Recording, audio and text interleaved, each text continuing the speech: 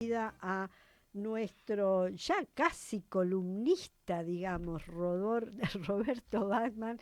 Él es politólogo, analista político, vamos a ser más preciso, analista político y también es el director del Centro de Estudios de Opinión Pública. Roberto, ¿cómo le va? Rodolfo Colangelo, Vivian Elem, lo saludan una vez más aquí en Radiográfica. ¿Qué tal? ¿Cómo están ustedes? Sí, ¿Cómo soy anda? sociólogo, más precisamente. Sociólogo, claro, Aparte de eso, analista pero político. vio que ahora todo sociólogo, no importa, ahora son todos analistas políticos y ya está. No, sí, sí, porque digamos que el análisis político me parece que es una herramienta muy importante. No hay demasiados analistas políticos y bueno, es un tema interesante. Hubo una época, qué manera de dar sociólogos este país, ¿no? Hubo Sí, bueno, hoy está dando muchos sociólogos otra también. vez, pero después se corrió un poco Se corrió un a las poco, ciencias políticas, ¿no? se corrió hacia la ciencia política, mucho hacia las ciencias de la comunicación, Ujú. pero el problema de la ciencia de la comunicación fue que es una carrera que no dejaba una salida laboral muy importante. Entonces, los periodistas se formaban de otro modo, ¿no es El cierto? oficio, Más, sí, sí, y había una institución terciaria que lo claro. formaba mejor. Siempre los periodistas en las redacciones, bueno, hoy ya no existen las grandes redacciones de diarios, que en otra época existían, querían a gente mucho más formada en el oficio que en lo teórico, Claro, digamos. Claro. claro. Y bueno, yo soy de la década del 70, me formé a fines de los 60 y hasta mediados de los 70. Acá Eh, tenemos a Rodolfo Colangelo, que es un decano del periodismo de oficio, No, yo estudié en un instituto terciario que por había eso. privado, porque no existía la carrera universitaria. Pero cuando ingresé a un medio, fui con todo mi bagaje teórico y me dice un jefe de redacción, sí, sí, sí, bueno, déjalo de lado eso, aquí vas a aprender otra cosa. Me dijo. así es, Claro, y lo que creo así es verdad. que tiene las ciencias de la comunicación, como decía Roberto, es que se queda a mitad de camino, ¿no? En la formación. No, no es el periodista de oficio y como comunicólogos, digamos, falta. No, hoy han empezado a aparecer, hoy es, digamos, la narrativa es parte de la política, entonces todos tuvimos que aprender a ser un poco comunicadores, ¿no? Y Claro. para entender el proceso. Hoy la comunicación es muy importante, a tal punto que tenemos un gobierno que está basado en un modelo comunicacional exitoso, más que en una gestión exitosa. Sí. Pero bueno, es parte de la formación. Han pasado muchas cosas en la Argentina desde el 83 en adelante, que regresó la democracia y bueno, y hoy debemos empezar a defenderla, ¿no? Porque muchas cosas democráticas hoy se están cumpliendo A media. a Bueno, medias. para ir al tema, se ha discutido, se ha analizado mucho sobre las elecciones pasadas, del domingo pasado aquí en la ciudad de Buenos Aires y los resultados que dejó.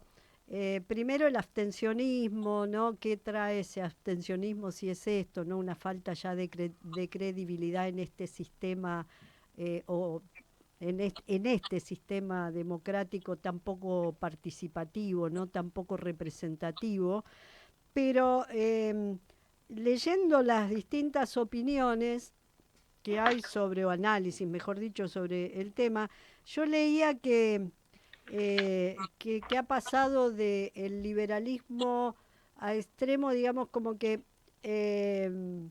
ha definido, que ha quedado muy definida en la ciudad de Buenos Aires y que el abstencionismo, tal como aparece a primera vista y todos hemos debatido sobre el tema, estaba más en los barrios del sur y que perjudicó al peronismo, y hay otros que dicen que no, que es en realidad el abstencionismo fue más en los votantes del PRO y de la izquierda también, que no del peronismo, que es lo que le permitió avanzar sobre algunos barrios. ¿Usted cómo lo ve eso?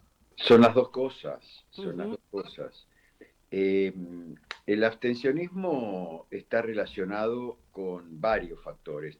No es un tema complejo, como cualquier tema en las ciencias políticas y las ciencias sociales, digamos, a las cuales pertenecen las ciencias políticas. Existen bastantes factores. Primero hay que entender el fenómeno. El primer paso para entender este fenómeno tiene que ver con el sistema de lealtades tradicionales del voto. Así como en el año 2001 comenzaron a estallar las lealtades tradicionales del voto, cuando apareció un fenómeno que no fue abstencionismo, sino que se llamó voto bronca, que la gente iba a votar, pero no votaba. Entonces se expresaba en ese hecho democrático que es muy importante, por eso hablamos de la democracia incompleta, cuando decimos que la única vez que participa la gente a nivel democrático es cuando mete el sobre en la urna. Esa es su única participación, Claro. porque la democracia burguesa lo que planteaba era esto: el pueblo no delibera ni gobierna sino por medio de sus representantes, entonces el único hecho, digamos, simbólico político que daba esas representaciones, yo voy al lugar de votación, elijo mi boleta, qué sé yo, hoy en mi computadora hay distintas formas, o marco una cruz, como va a pasar en las elecciones nacionales de octubre, la pongo dentro de la urna. Claro, y en el 2001 la gente ponía el voto en blanco, ponía un salame, un fiambre, bueno, han pasado Ha cosas pasado peores. cosas peores, sí. Se vieron cosas peores. La foto de Clemente, que era un Sí. personaje de Clarín en ese momento, o la foto de San Martín, o qué sé yo, una estampita de una virgen, cualquier Que cosa eran ponían adentro. impugnación, ¿no? Ese era el voto impugnado. Pero claro, pero había emocionalidad en eso, había Ujú. emocionalidad. Entonces, el voto es emocionalidad. Yo para ir a votar me expreso una emoción. Y esto está superando las viejas antinomias que se instalaron en la sociología clásica allá por la década del 60, categorías germanianas de Gino Germani, ¿no es cierto?, Ujú. que trajo la sociología a la Argentina, fue el primer decano de la Facultad de Sociología en Argentina, que ponía el contrapunto entre lo racional y lo emocional. Hoy es todo emocional. Y eso no alcanza, evidentemente, hoy para la democracia. ¿Por qué? Porque esto fue evolucionando y en el 2021 apareció un fenómeno nuevo que se vio por primera vez en Argentina de manera muy significativa, que es el no voto. Y en ese momento yo le puse un nombre, dije el no voto como señal de alarma, porque ese no voto dejaba al descubierto una alarma. En ese momento el no voto, ¿a quién perjudicaba? Al peronismo, que era el que gobernaba. Y a ese gobierno, que no solo lo integraba Alberto Fernández, sino que también estaba Cristina, que estaba Massa, mucha gente decía estoy enojado o estoy desilusionado, y especialmente en las grandes ciudades y en las periferias de las grandes ciudades es donde se notó muchísimo. La provincia de Buenos Aires fue terrible. Entonces se dio una situación muy particular. El que ganó esa elección, que fue el PRO, obtuvo el 40%, que fue el mismo porcentaje por el cual perdió en el 2019 con Alberto Fernández Ujú. y Cristina Fernández, que ellos sacaron el 40% y el peronismo sacó el 48%. Sin embargo, el peronismo sacó el 24%, perdió la mitad de sus votantes. La mitad de sus votantes desaparecieron. ¿En dónde? En ese momento en ningún lado. En ese momento expresaron el no voto. ¿Qué pasó en el 23? Muchos de esos votantes que no fueron a votar, con la emoción y la ilusión de la unidad del peronismo que representaba una Cristina que de alguna manera daba un salto de calidad en su enfrentamiento del peronismo y en esa diáspora que empezó a sufrir el peronismo con el masismo a partir del año 2013, esto generó que muchos de esos enojados que no fueron a votar al peronismo. Y otros, en el año 2023, no. votaron, estoy hablando del año 2023, y muchos, especialmente jóvenes de clase baja y muy baja, con trabajos de muy mala calidad laboral, especialmente habitantes de las periferias de las grandes ciudades, fueron a votar a Milei. Por eso el mapa se pintó de violeta en la ciudad de Buenos Aires, en el sur de la ciudad de Buenos Aires, especialmente en todas esas comunas que tocan el riachuelo. O sea que ahora hay un descontento, ya una decepción en eso. Esa gente que, para empezar, el peronismo ganó en el sur, ganó, pero el índice de votación fue muy bajo, entonces ese triunfo no rindió cuantitativamente, Ujú. simplemente fue un triunfo cualitativo. Digo cualitativo porque la pintó no sé de qué color, porque el peronismo trató de esconder al peronismo y de Ujú. salir como un frente progresista a tal punto que el color fue verde. Y verde tiene más que ver con otra cosa, no con el color clásico del peronismo. Ahora, ¿qué ocurrió? Ganó por poco en el sur, pero hubo un abstencionismo muy importante. No nos olvidemos de eso. Miren, en el barrio 31 hubo un abstencionismo del 80%. En la villa 1, 11, 14, el mismo. En Villa Lugano, 40% de participación. Entonces, frente a estos valores, evidentemente se produjo un fenómeno que fue el peronismo, tuvo este problema, ganó en el centro de la ciudad, no el que nosotros llamamos centro, sino en el centro de la ciudad, que sería Almagro, Villa Crespo, Chacarita, Paternal, Villarrita, Villa del Parque, y llegó hasta Villa Pueyrredón, Ujú. donde no es solo un voto peronista, sino que también es un voto progre de izquierda, si lo queremos, para diferenciar al Claro. progre de derecha, que también lo hay, a un progre más de izquierda, más antimileísmo. Ahí ganó el antimileísmo y ganó por diferencias importantes. Pero ocurrió una cosa muy significativa en el norte, donde ganó Milei, porque no ganó Adorni, ganó Milei. Adorni lo dijo, el candidato es Milei. Hubo mucho abstencionismo del PRO.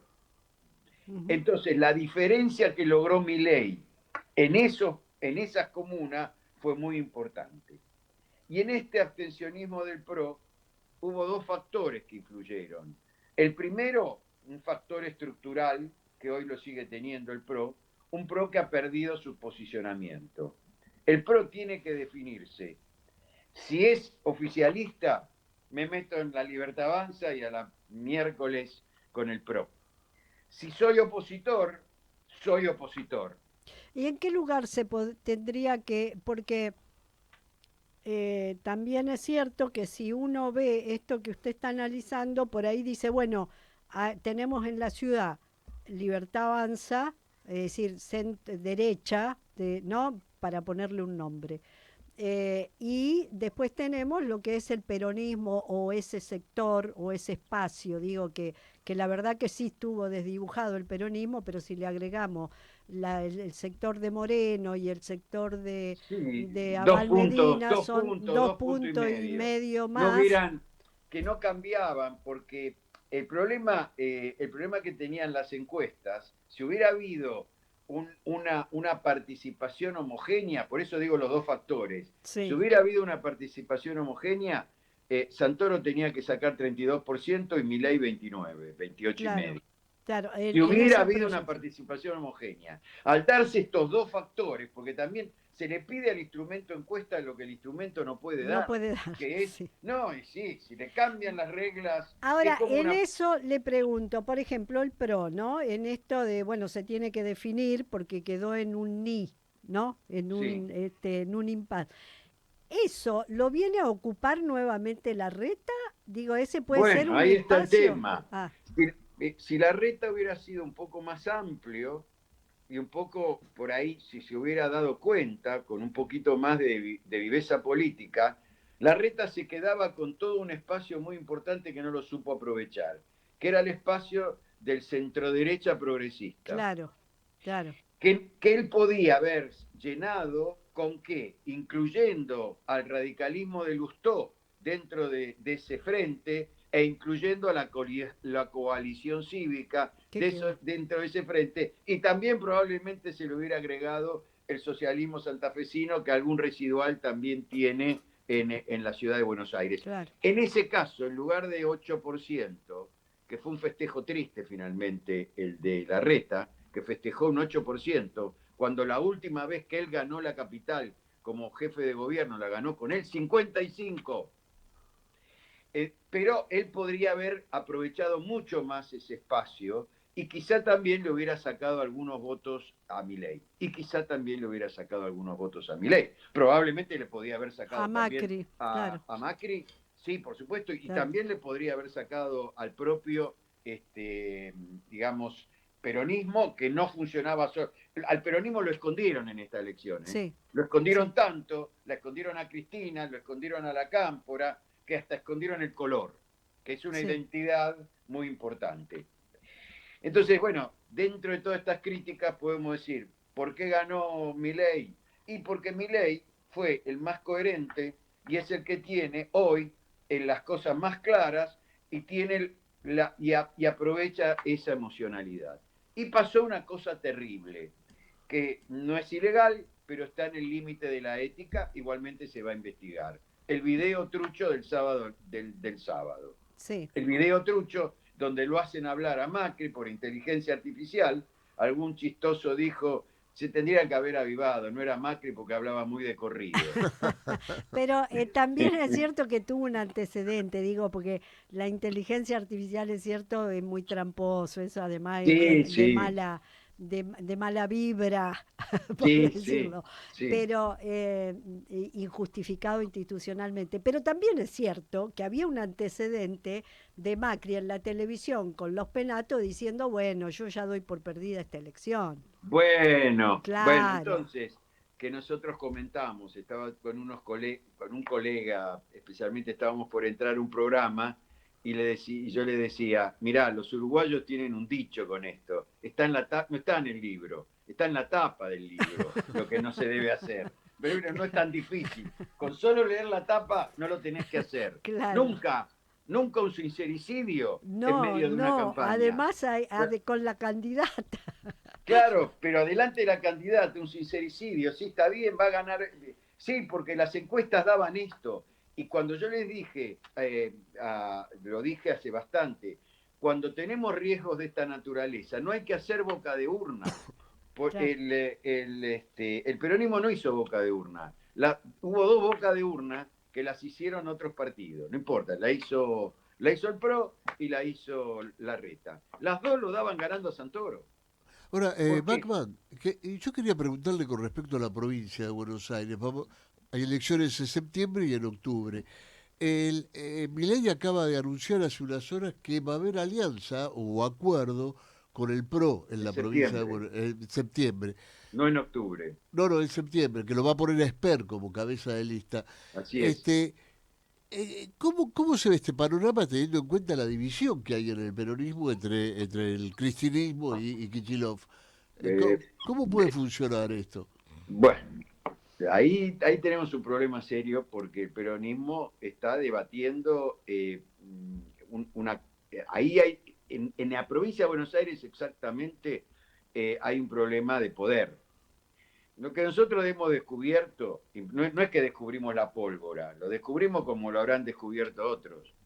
Para la gente, para los votantes de todo el país, no solamente de la provincia de Buenos Aires, Cristina y Kicillof, ambos son kirchneristas. Usando esta palabra que Claro. yo diría hay que sacarla ya del vocabulario del peronista, porque el kirchnerismo es una palabra instalada desde los principios de la propaganda política de Goebbels como el enemigo que Ujú. lo utiliza, lo trajo Durán Barba a la Argentina. Este chico, Santiago Caputo, era un colaborador de segunda línea de Durán Barba. pasó de tercera división a fútbol profesional con Milei. Ganó las elecciones, bueno, hoy quedó como el número 1. Pero lo utiliza, la palabra kirchnerismo, ellos lo utilizan como mala palabra. Y generan emocionalidad contraria, porque generan odio a partir de esa palabra. Emocionalidad, sí, pero contraria. Y el peronismo, que está metido en la interna, no está generando emocionalidad, sino que genera incertidumbres con la interna. Bien, entonces, cuando Milei dice, le voy a clavar el último clavo al cajón, es más grave que lo que hizo Herminio Iglesias en el 83. En la frase es mucho más grave, pero en los propios genera emocionalidad. Entonces, el peronismo que hoy está metido en una interna que no sabemos por qué, porque se queja el Coqui Capitanich hablando con amigos, diciendo, mirá lo que me hizo Magda Ayala, y si hubiéramos estado juntos, hubiéramos potenciado esto porque hubiera votado más gente. Claro que sí, claro que sí. Esdero gastó millones de pesos para meter su campaña y ganar en Chaco, y el peronismo se hubiera ido unido, hubiera ganado el Chaco.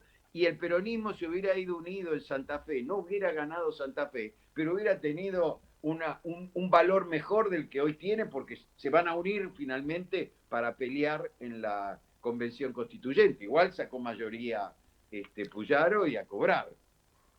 Ahora, esto es lo que está pasando. El peronismo está en una lucha interna en la provincia de Buenos Aires, que es una lucha de poder. Hubo una tregua 2 semanas atrás, no sé si esta semana se complicó o no se complicó, pero si el peronismo va dividido, van a ganar. Van a ganar. Y este es un laboratorio que están haciendo en la provincia de Buenos Aires para prepararse para octubre, porque ahí se juegan los porotos. Para Milei los porotos se juegan en octubre, porque los porotos que necesita Milei para seguir gobernando en el límite en que está gobernando es tener un Congreso que empiece a cambiar leyes. Y para eso tiene que ganar la provincia de Buenos Aires, porque son 35 diputados nacionales. Y tiene que ganar Cava, porque si son inteligentes, se quedan hasta con 3 senadores, si hacen un acuerdo con Macri. Entonces, cuidado con esto que está pasando, porque es gravísimo, porque estamos llevando a la Argentina hacia un neomenemismo que puede hasta tener tintes, que ya tiene tintes autocráticos, y que puede tener mucho más tintes autocráticos si consiguen que el Congreso se comience a convertir en una escribanía.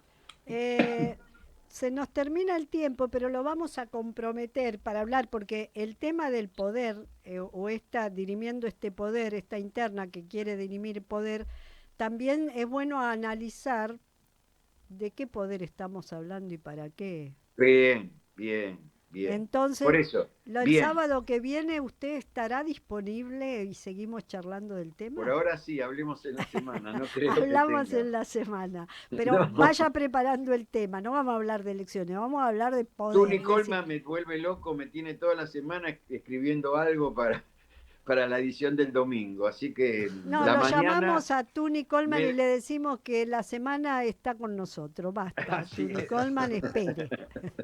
Perfecto. Gracias, Roberto, muchísimas gracias por atendernos, un abrazo.